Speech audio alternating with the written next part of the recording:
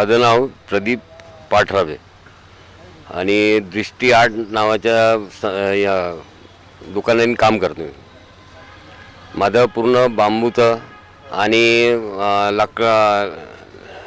टीकवूडपासून मी साहित्य बनवतो मी.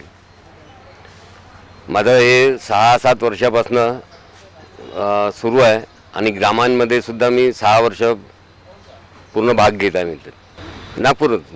आणि मी जवळजवळ जे निकामी वस्तू असतात त्यांच्यापासून बनवून घेतो मी. आता जसं हे काल मला हे मागे सापडलं आहे. आता याच्यात तुम्ही काय पाहू शकता याच्यात, बरोबर आहे. काल याला तयार केलं मी, काल मागून आणलं मी नाल्यातून. हां, हे मागच्या नाल्यातून आणलं.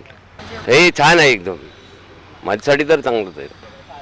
पुष्कळच्या वस्तू तयार केल्या आहे. या दिसतात एवढ्या, याच्यापेक्षा आणखी खूप जास्त आहेत माझ्याकडे.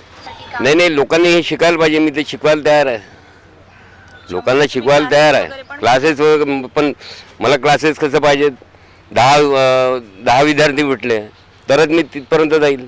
एका विद्यार्थ्यासाठी मी खूप दूर जाऊ नाही शकत ना. मला तर आवडेल शिकवायला.